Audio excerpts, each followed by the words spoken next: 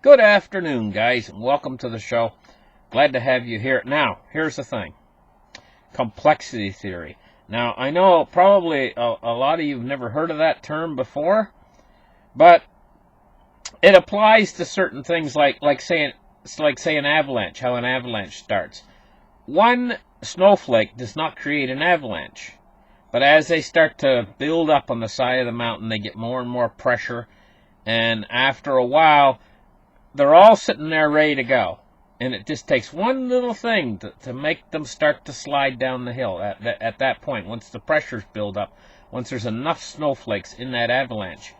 Another illustration of complexity theory I could use is if a man was a carpenter, and he had a couple sawhorses set up and a board laying across the sawhorses, and he was going and getting bricks and laying them on that board.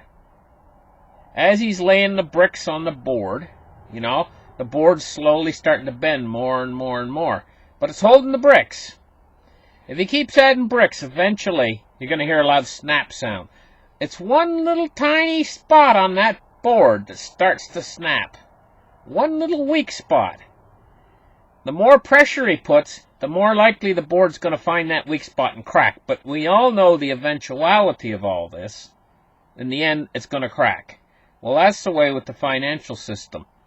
The leverage that's been created in the financial system with all these derivatives and a tremendous amount of loans out there, like student loans and car loans and everything else. It keeps increasing the leverage. It's like that pressure that's on the board.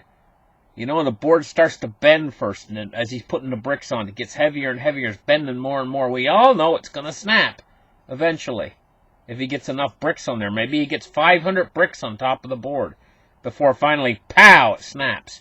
Well, that's the way with the system. They just keep adding more and more and more leverage, and as they add this leverage, the system keeps getting more and more pressure under it until it snaps. Now, how it snaps is it finds a place to snap at. And that's the same way with the board. You have to find a small little spot that's a weak spot in the board, snap. The more pressure, the more of those weak spots are going to appear. And the more chances you get at the board snapping. And that's the more chances the system gets at the crisis occurring. And so now what we've seen in the last year or so is we've seen all these weak spots, like Deutsche Bank, the shadow banking system in China, China's overdebtedness, the United States' overdebtedness, we got Italy, we got the Brexit, These are all potential weak spots. But we were all waiting for something that could be a black swan to come along that's worse than all of these other weak spots put together, that's going to turn the system over and make the system basically collapse. But we knew it's coming. We could see it coming. We could see the pressure building within the system. And that's why everybody has been listening to the financial news, want to know what's happening, because we all know this is coming. We've seen it coming. Well, it's probably here. Our black swan's probably here. And what it actually amounts to is a trade war between China and the United States. This is kind of like a black swan. We never expected this to escalate to this point. This suddenly, all of a sudden, boom, it's right in our face, And it's big. Let's get the chart started right here, and let's take a look at what's going on. Now, Jim Rickards, he is talked about complexity theory. He's dead on point. He's dead on point with that. He's nailed it. This is true. The system is undergoing what's called complexity economics. And look on Wikipedia, and it talks about the strategy of complexity theory in organizations, but it can also apply to complexity economics. And this complexity economics is the application of complexity science to the problems of economics. And they go into an awful lot of detail here, but it's kind of stuff you can't generally, it's hard to understand. It says, more generally, complexity economics models are often used to study how non-intuitive results at the macro level of a system can emerge from simple interactions at the micro level. This avoids assumptions of the representative agent method, which attributes outcomes in collective systems as the simple sum of the rational actions of the individuals. Okay, put it in simple form, it's the plank on board or plank between two sawhorses and the guy stacking too many bricks on top of it. That's basically what it is. That's basically what it amounts to. We all know that the board's going to crack at a certain point if he keeps putting more and more bricks on top of it. So it's simple, really, and the system's undergoing exactly the same thing. So China. Let me pull up the China chart here, and this is some news from China. They are absolutely digging their heels in on this. And the United States, they're not planning on pulling their foot off the pedal either. I mean, they're planning $300 billion more tariffs. Okay, at 25%. Here's the thing, the trick in all this. The Chinese are starting to really dig their heels in. They're calling it a people's war on the United States. And they blame the intensified tariff war on Trump's greed and arrogance. The Chinese government is blamed. It says a news commentary published by Global Times, a mouthpiece of China's ruling Communist Party. Beijing called the trade war the creation of just one person and one team, referring to Trump and his administration without naming names. It said that the Trump administration hijacked the interests of all American people to fight a war with China. The column released on Monday also claimed that Washington has been lying non-stop throughout the war because otherwise Trump's team wouldn't feel motivated. It says the commentary was written in response to the comments made by the White House's top advisor on Sunday regarding who would pay for the tariffs imposed by the United States on Chinese goods.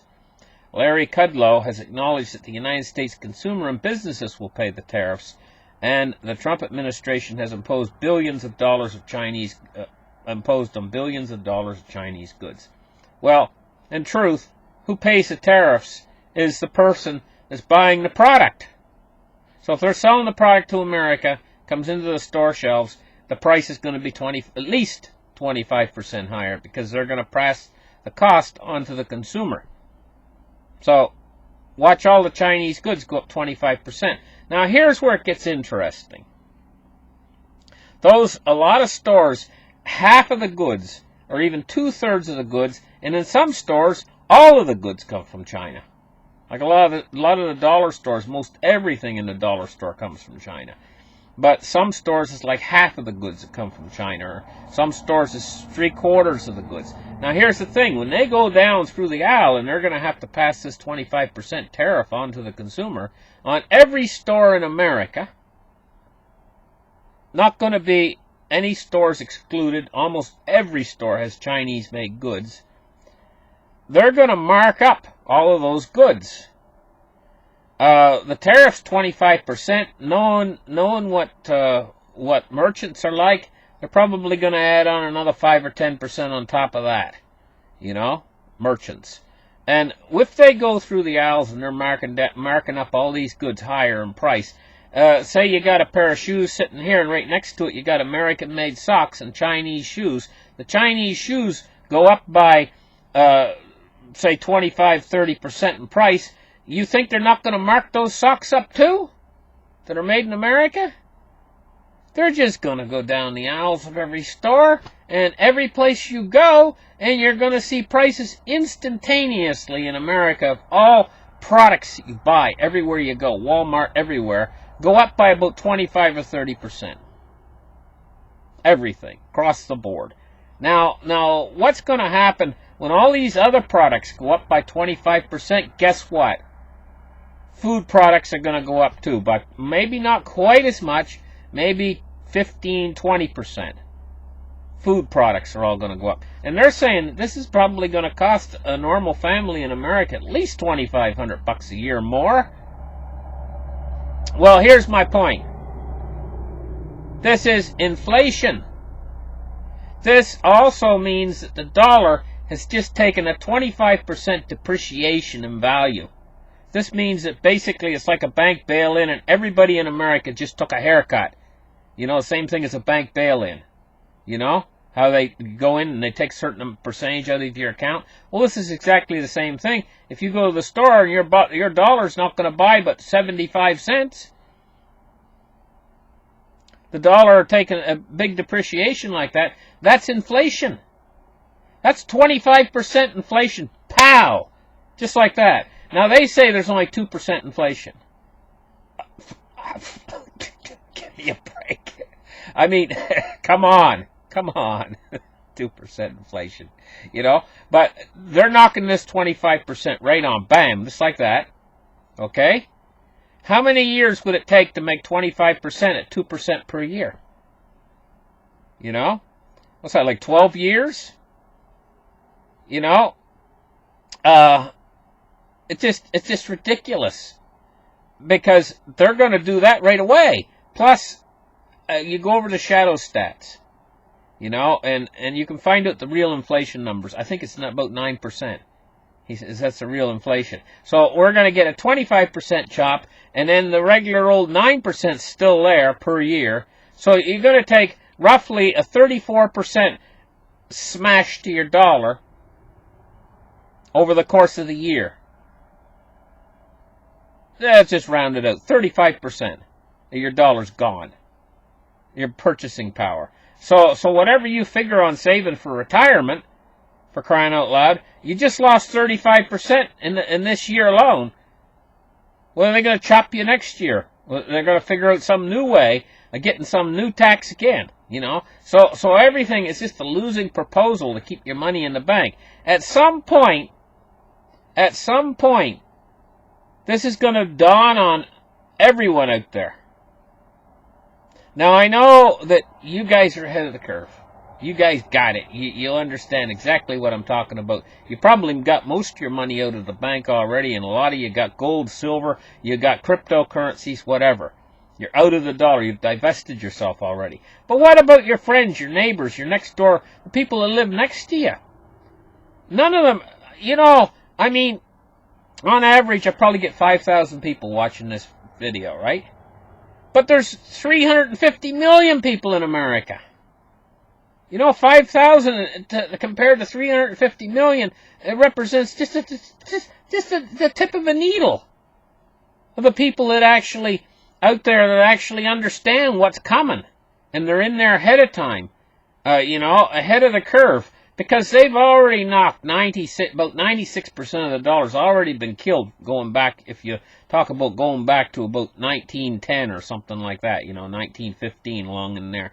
They've already knocked out most of the dollar, and now the little bit that's left, they're chiseling at it super fast. I mean, this is a big chomp. 25% of the dollar is a big chomp. And I don't see this trade war ending anytime really soon. You know? I see now that it started, I see it actually escalating. Now, what could China do? China, up till this point, hasn't really kept up with the United States. The United States has been saying, okay, $200 billion worth of goods we're going to tariff. And China says, oh, okay, we'll do $60 billion. You know? That's not equal. You know, and the first time I think they did a lot less too when they retaliated. They haven't really retaliated yet at this point. You know? I think a big one might be coming. I think the Chinese were hoping that this would end somehow and that everything would go back to normal. I think that's what they were hoping for, but now all of a sudden, not only did it not go back to normal, it's exploded on them. It's much bigger, and it's growing even bigger. They're going to be $300 billion more worth of tariffed goods, just like coming up right around the corner. You know? And they're already, and what are they going to do? Well, they might come back with some method that we never thought of before. They might think up something that we don't see coming. Like, I mean, if I can think about one thing right here, right off of my mind.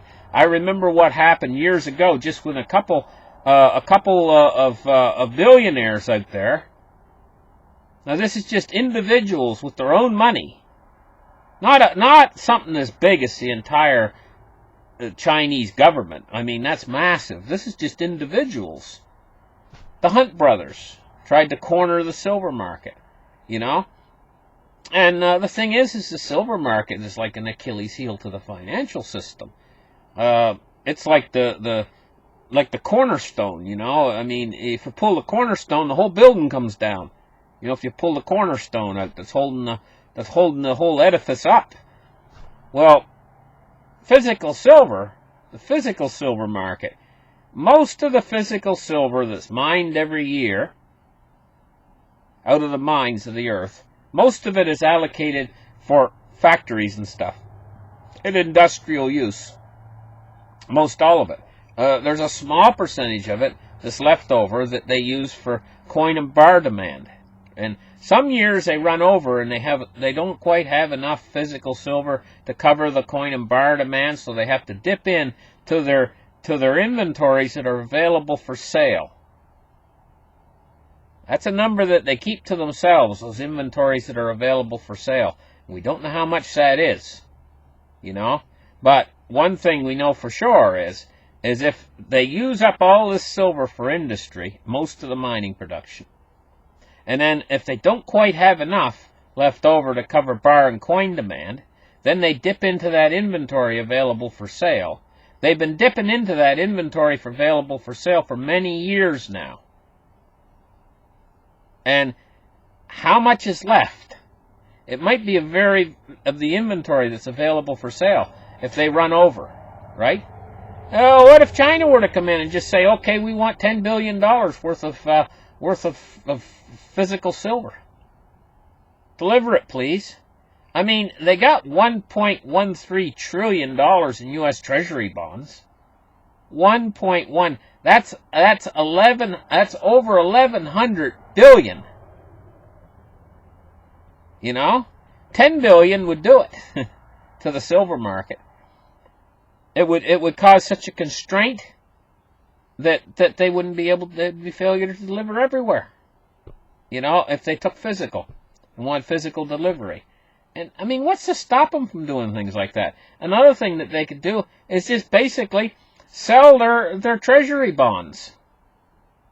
This is another position that they have available to them, is to sell their treasury bonds. $1.15 trillion worth of U.S. treasury bonds. And to cash them in. You know, that's another position that they have. Another thing that they could do is they could come in and they could devalue their currency, the yuan. They could devalue it and devalue it and devalue it to make themselves more competitive to global markets. They have that available to them. They have a lot of tools to cause economic chaos. And they haven't really acted on any of this yet. So that's why I'm calling this whole situation kind of a black swan that's just occurred.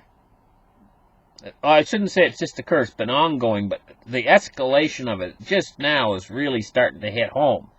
And hit home heavy and hard, you know. That's why I'm calling it a black swan event. There's so many multiple things that it could actually happen. So that, picture the plank again, picture it sitting on the sawhorses, and it's got all these big giant stacks of bricks on it, right? Well, suddenly a guy's coming with a payloader, and he's decided to drop a giant stone down on top of that thing. That's what this trade war's like. It's the payloader going to drop the stone on top of the bricks that are on top of the plank. You know? And right now, the giant stone is sitting there in the bucket of the payloader, and he's tilting the bucket. You know, and you got your bench there, all covered with bricks, and it's already, board's already bending. You know, that's the financial system, is that board. I mean, this is the way I see this trade tariff deal coming in right now. It could be our black swan that could just be too much for the financial system and finally snap everything and send us tumbling into a massive recession. They always call it a recession. They don't like to use the D word, depression. But, in fact, that's exactly what we're actually facing with this thing. This thing is going to be bigger than a regular recession. This thing's going to be more like an inflationary depression. And a depression where they have to keep printing more and more money. More and more money keeps washing back into the system. And ultimately, in the end, they can create as much money as there are leaves on the trees outside your house, you know? That's how much money that they can create. And what's the money worth when they create that much money? this is part of the reason why we see people wanting and running to Bitcoin and wanting and running to gold and silver. But they've been digging out. Bar and coin demand has been fairly low, and this is what kind of kept the game going with gold and silver. And this is by them suppressing the price with the paper short contracts. They've kept this game going a lot longer than I ever thought possible. So this is what we got going on in the world. We got a crisis that's not a long ways off. It started already, and it's intensifying. And at a certain point, it's going to be like a steamroller. Going to be out of control steamroller. Listen, thank you guys for listening. Like and subscribe. We'll catch you guys in the next show. Bye-bye, guys.